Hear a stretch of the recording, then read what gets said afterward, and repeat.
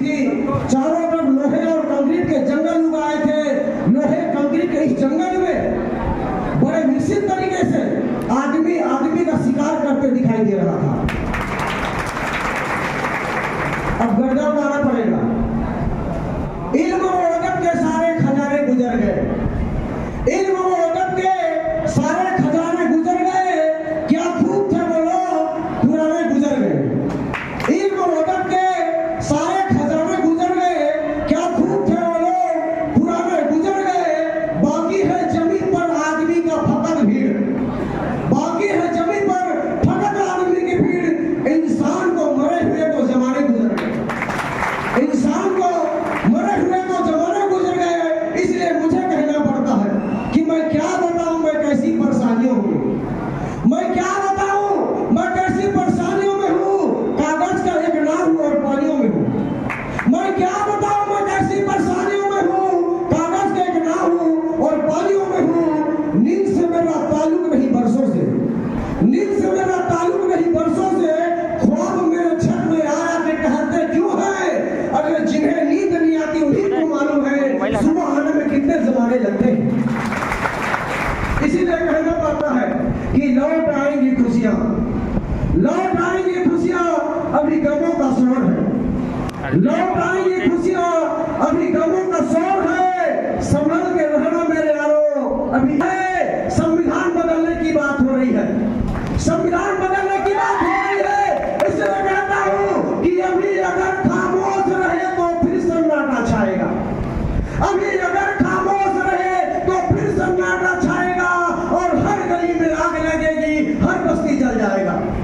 अभी अगर खामोश रहे तो फिर सन्नाटा छाएगा और हर गली में आग लगेगी, हर बस्ती जल जाएगा।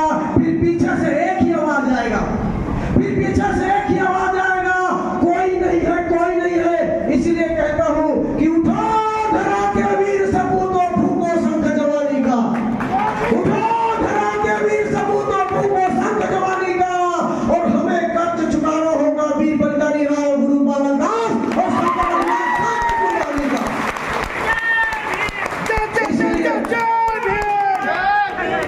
इसलिए आगे कहना पड़ता है कि न रुका है वक्त की गर्दिश, न जमाना बदला। न रुकी है वक्त की गर्दिश, न जमाना बदला। प्रेम सुखा तो फरीदों ने ठिकाना बदला। प्रेम सुखा तो फरीदों ने ठिकाना बदला। अब तो SC ST का एकता हो गया। अब तो बाहर आना चाहिए। अब तो SC ST का कंबाइंड एकता हो गया। अब तो बाहर आना चाहिए। और 2023 में छत्तीसगढ़ में बहुजन विचारधारा की सरकार आना चाहिए। इसलिए बन के हादसा बन के बाजार में आ जाएगा। बन के हादसा बन के बाजार में आ जाएगा। और जो नहीं होगा वो अखबार में आ जाएगा। बन के हादसा बन के बाजार में आ जाएगा। और जो नहीं होगा वो अखबार में आ जाएगा। इसीलिए कहना पड़ता है कि चोर उचक्कों की करो कद्र। चोर उचक्कों की करो कद्र, कि मालूम नहीं कब कौन सी सरकार में आ जाएगा। इसीलिए मुझे कहना पड़ता है कि शेरनी की नस्लें कभी सियार पैदा नहीं करती। शेरनी की नस्लें कभी सियार पैदा नहीं करती। और मूल निवासियों के बाद कभी गद्दार पैदा नहीं करती। शेरनी की नस्लें कभी सियार पैदा नहीं करती और मूल निवासी को मां कभी गद्दार पैदा नहीं करती। भेड़ियों के ताकत से चीते कभी डरा नहीं करते। सतनामी आदिवासियों, भेड़ियों के ताकत से चीते कभी डरा नहीं करते। और अम्बेडकरवादी मूल निवासी समाज के लोग आपस में कभी लड़ा नहीं करते। इसलिए कहता हूं कि बेहतर से बेहतर की तलाश करो। बेहतर से बेहतर की तलाश करो। अगर मिल जाए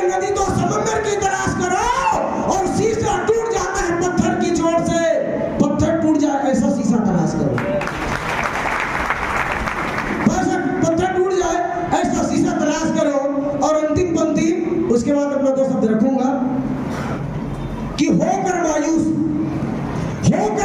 के यूं शाम की तरह ढलते रहिए, होकर मायूस यूं न शाम की तरह ढलते रहिए, जिंदगी एक भोर है सूरज की तरह निकलते रहिए।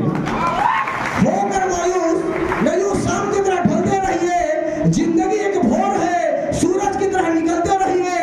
थक जाओ, एक पाँव में ठहरोगे तो थक जाओगे मेरे साथियों, एक पाँव में ठहरोगे तो थक जाओगे मेरे साथियों। सतनामी आदिवासी सुनता बना करके मिशन को हमेशा आगे बढ़ते रहिए। इन्हीं अपेक्षा के साथ आज बिल्हा के इस पावन धरती पर इतिहास में पहली बार एक क्रांति का आगाज होने जा रहा है, जिसमें खासकर सूरवीर महान प्रतापी राजा बाबा गुरु बालक दास जी के जन्मदिन का मौका और हमारे प्रथम शहीद वीर नारायण सिंह जी की धरती पर शंकर साहब कुंवर रघुनाथ शाह जी के 106वीं शहादत दिवस के अवसर पर आप सभी इकट्ठे हुए हैं। सबसे पहले मैं उन दोनों महापुरुष के जन्मदिन और शहादत दिवस अवसर पर आपको कोटि कोटि नमन करता हूं। साथियों, आज हम बड़े लंबे अरसे के बाद यहाँ पर इस तरह से मंच में इकट्ठे हुए हैं, तो इसका एक बड़ा मैसेज जाना चाहिए, इसका एक बड़ा संदेश जाना चाहिए। और हम आखिर क्या संदेश देना चाहते हैं? इस देश के अंदर में हमारे तमाम महान पुरुषों ने हमें जो संदेश दिया, आज से 257 साल पहले तथागत गौतम बुद्ध ने संदेश दिया, लगभग 800 साल पहले संत माता कर्मा ने संदेश दिया, लगभग 700 साल पहले संत कबीरदास जी ने संदेश दिया, उसके समकालीन संत रविदास जी ने संदेश दिया, और आज से 250 साल पहले छत्तीसगढ़ की धरती में परम पूज्य बाबा गुरु घासीदास जी ने संदेश दिया, बिरसा मुंडा ने संदेश दिया, शहीद वीर नारायण सिंह ने संदेश दिया, टंडिया भील ने संदेश दिया। और इस देश के अंदर में पढ़े लिखे लोग नहीं थे पहले, इस शूद्र समाज के लिए पहले शिक्षा का द्वार अगर किसी ने खोला तो मरार का बेटा महात्मा ज्योतिराव फूले ने खोला। इस देश के अंदर में आज आपके बच्चे का स्टाइपेंड मिलता है, आपके बच्चे हॉस्टल में रहते हैं, आपके बच्चे को आरक्षण मिलता है। और 1902 में कुर्मी राजा छत्रपति साहू जी महाराज का देन है मेरे साथियों। इस समाज में धोबी समाज में संत बाबा घाटगे, केवट समाज में गहिरा गुरु, कोरी समाज में झलकारी बाई कोरी, लोधी समाज में रानी अवंती बाई लोधी, गड़रिया समाज में पेरियारी वीरम स्वामी नायकर, और यादव समाज में पेरिया लड़ाई सिंह यादव। और इस देश के संविधान के निर्माता डॉक्टर बाबा साहब अम्बेडकर, इन तमाम महान पुरुषों ने हमें संदेश दिया। अब सवाल उठता है कि संदेश क्या दिया, क्या संदेश दिया? मैं चूंकि बाबा गुरु घासीदास के विचारधारा को मानने वाला हूँ, तमाम महान पुरुषों के विचारधारा को मानने वाला हूँ, तो बाबा गुरु घासीदास का क्या संदेश था मेरे साथियों, चंद लफ्जों में आपको बताना चाहूंगा। साथियों, इस प्रदेश के अंदर में जब परम पूज्य बाबा गुरु घासीदास का प्रादुर्भाव हुआ तो आपको मालूम होना चाहिए इस देश के अंदर में वर्ण व्यवस्था कायम था। पहले हमारे मूल निवासी समाज के राजा हुआ करता था, लेकिन वो आर्यों ने जब आज से 4500 साल पहले इस भारत के धरती में आर्यों का आगमन हुआ तो उन्होंने हमारे मूल निवासी समाज के राजपाट को छलपूर्वक छीन लिया। और मेरे साथियों, छीन लेने के बाद इस देश के अंदर में वर्ण व्यवस्था कायम किया और शास्त्र में लिख दिया, क्या लिख दिया कि ब्राह्मणों यस्य मुखामासित बाहुराजन मर्गिना उरुतदस्य वस्य पादापन शूद्रो जाए। ब्रह्मा के मुख से ब्राह्मण की उत्पत्ति हुई और भुजा से क्षत्रिय की उत्पत्ति हुआ और उदर से वैश्य की उत्पत्ति हुआ और पैर से शूद्र की उत्पत्ति हुआ। मैं पूछना चाहता हूँ, कितने लोग सुने हो, देखे हो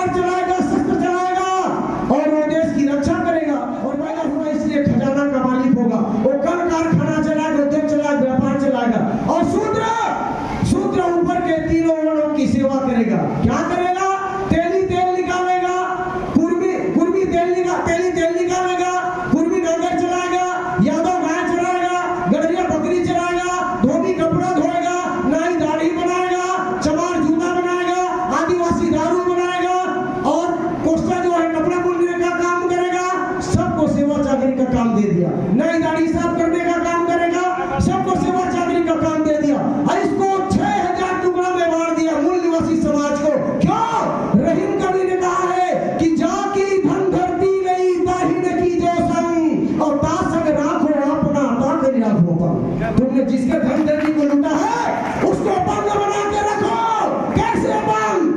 तेली कुर्मी धोबी नाऊ काछी कलार मरार सुनार केवल ढिमर गरिया चंडाहू गबेल गाड़ा गचिया सत्तामी सुरवंशी पासी भंगी महत्ता डोम चमार गोड़ कवर बिजवार उड़ाव हो भी संथाल करिया मुंडा भैना 6000 टुकड़ा में तोड़ दो, ये अपने आप गुलाम हो जाएंगे। मेरे साथियों, हम भाई के भाई दुश्मन बन गए और मूल निवासी समाज का हक अधिकार खत्म हो गया। इसी बात को जब बाबा गुरु घासीदास का छत्तीसगढ़ में प्रादुर्भाव हुआ तो 6000 टुकड़ा में टूटे हुए समाज के लोगों को सत्यनाम का संदेश दिया। वो सत्यनाम का संदेश किसी जाति, किसी वर्ग, किसी धर्म के लिए नहीं है, इस देश के हर इंसान के लिए है। क्या संदेश दिया? मन खे एक बरोबर। ये बाबा गुरु घासीदास ने संदेश दिया और संदेश दे करके वो निष्कर्ष पर पहुंचे कि हमारा समाज का कल्याण साधु बनने से, सन्यासी बनने से, ब्रह्मचारी बनने से, पुजारी बनने से समाज का कल्याण नहीं होगा। तो समाज का कल्याण कैसे होगा? तो समाज का कल्याण राजपाट हासिल करने से होगा। आपका जो खोया हुआ राजपाट है उसको हासिल करने से होगा। और इसीलिए आज हम जिनका जयंती मना रहे हैं गुरु बालक दास जी, उनको जो है उन्होंने राजा घोषित कर दिया, छत्तीसगढ़ के धरती में राजा घोषित कर दिया। जिनकी छाया से नफरत करते थे उनको राजा घोषित कर दिया। और आपको मालूम होना चाहिए बाबा गुरु घासीदास के आंदोलन के डर से छत्तीसगढ़ के एरिया को छोड़कर अंग्रेज भाग चुके थे, लेकिन जब गुरु घासीदास ने गुरु बालक दास को राजा घोषित किया तो 1853 में अंग्रेज फिर छत्तीसगढ़ आए और छत्तीसगढ़ में आकर गुरु बालक दास को राजा की पदवी से नवाजा और हाथी घोड़ा लावा लश्कर लेस कर दिया। मेरे साथियों, तब जाकर के गुरु बालक दास हाथी में सवार होकर रावटी लगाने लगे और रावटी लगा करके समाज को दिशा देने लगे कि मेरे समाज के लोगों, जब तक तुम्हारे हाथ में राजपाट नहीं होगा, तुम्हारे कत्लेआम होगा, तुम्हारे समाज के मुंह में मुंगा जाएगा, तुम्हारा जेब खान काटा जाएगा, तुम्हारा बहन बेटी का बलात्कार होता रहेगा, तुम्हारे ऊपर अन्याय अत्याचार होता रहेगा। मेरे साथियों, इसलिए इस देश में राजपाट हासिल करना जरूरी है। मेरे साथियों, शहीद वीर नारायण सिंह जी जिन्होंने इस देश के लिए, आप सबको मालूम है कि जय स्तंभ चौक में उनको जो है फांसी पे चढ़ा दिया गया। अपराध क्या था? अपराध यह था कि अकाल पड़ गया और उनका खजाना खाली हो गया तो दूसरे के खजाना को तोड़कर उससे अन्न को गरीबों में बांट दिया। यही अपराध था। मेरे साथियों, शंकर साहब रघुनाथ साहब जिन्होंने इस देश के आजादी के लिए सन 18 सितंबर 1857 को अंग्रेजों के खिलाफ बगावत किया और बगावत करने के कारण उसको तोप के मुंह में डाल दिया, उसके चितड़े उड़ गए। वो ये संदेश देना चाहते थे कि कोई भी अंग्रेजों के खिलाफ बगावत करने की हिम्मत मत करे। लेकिन साथियों, आपको बता देना चाहता हूँ, 1 जनवरी 1818 को जब भीमा कोरेगांव में बगावत हुआ दूसरी बाजीराव पेशवा के खिलाफ, तो उसके 28,000 सेना के गर्दन को 500 महासैनिकों ने काट दिया। तब जाकर के इस देश में मान और सम्मान और इज्जत आबरू हमें मिला। मेरे साथियों, आप सबको मालूम होना चाहिए, ये वर्षा ने हमें बहुत स्वागत कर दिया है कि संग्रामी और आदिवासी गठजोड़ बहुत मजबूत है। मेरे साथियों, इसलिए कहता हूँ, खुद को इतना भी मत बचाया कर और बारिशें हो तो भीग जाया कर। खुद को इतना भी मत बचाया कर और बारिशें हो तो भीग जाया कर। चांद लाकर कोई नहीं देगा, चांद लाकर कोई नहीं देगा। अरे अपने चेहरे से ही जगमगाया कर, अपने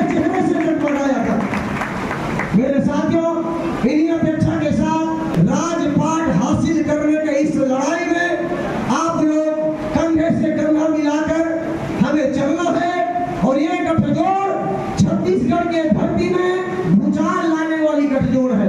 निश्चित रूप से मुझे ऐसा आभास हो रहा है, प्रतीत हो रहा है कि भारत के प्रधानमंत्री, इस देश के विक्रेता माननीय नरेंद्र मोदी जी बिलासपुर पहुंचे हुए हैं, उनको खबर लग गया होगा निश्चित रूप से कि ये गठजोड़ इस प्रदेश में ये तो बिहार में शुरू हुआ है, अभी तो ये लड़ाई है और आगे और लड़ाई है। इसीलिए अब न 85 धोखा खाओ और देश में अपना शासन लाओ।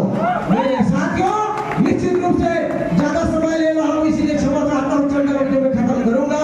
तो साथियों, इन तमाम बातों को समझकर, तमाम महान पुरुषों के आंदोलन संघर्षों को समझकर परम पूज्य डॉक्टर बाबा साहब अम्बेडकर ने हमें वोट का अधिकार दिया। क्यों दिया? कि मेरा समाज गरीब समाज है, मेरा समाज लाचार समाज है, मेरा समाज मेरा समाज है, मेरे बच्चों के बाल बच्चों के भविष्य को कौन संभालेगा, कौन सुधारेगा, ये किसकी जिम्मेदारी है?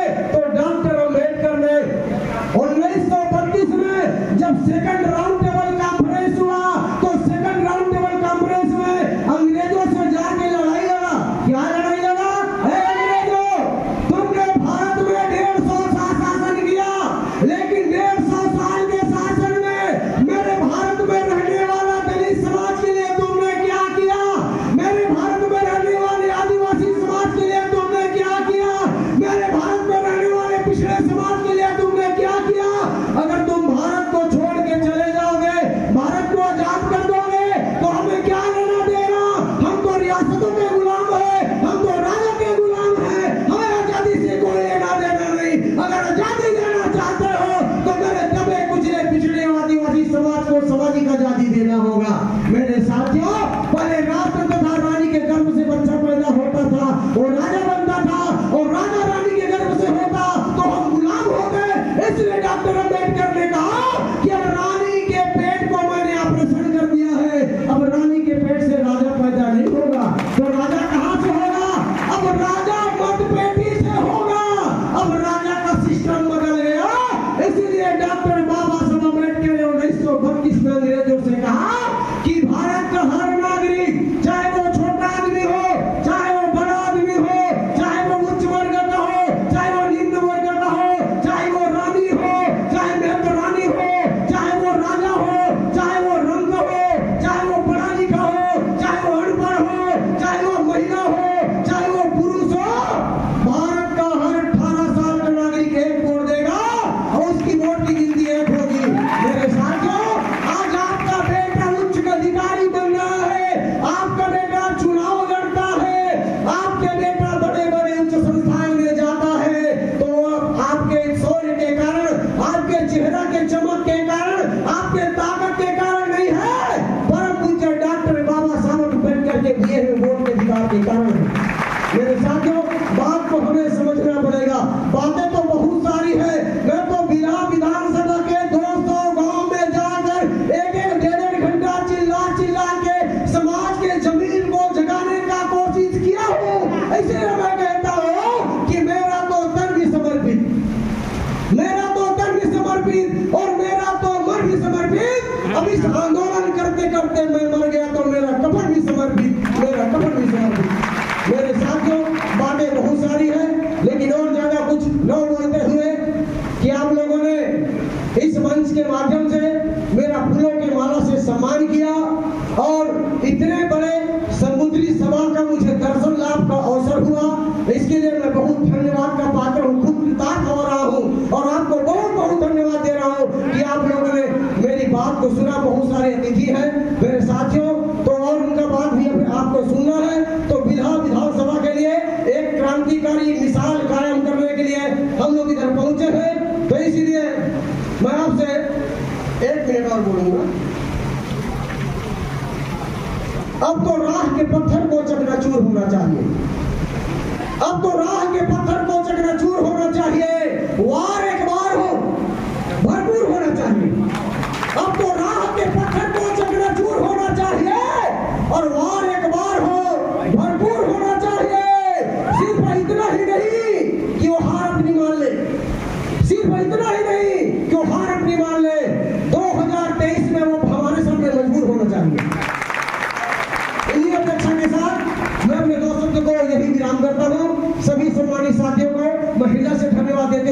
अपनी बात को यही समाप्त करता हूँ। अगर मेरे से कोई गलती हो गई होगा उसके लिए मैं क्षमा चाहता हूँ, और अच्छा लगा होगा इस पे विचार और मंथन करने के लिए प्रेरणा दे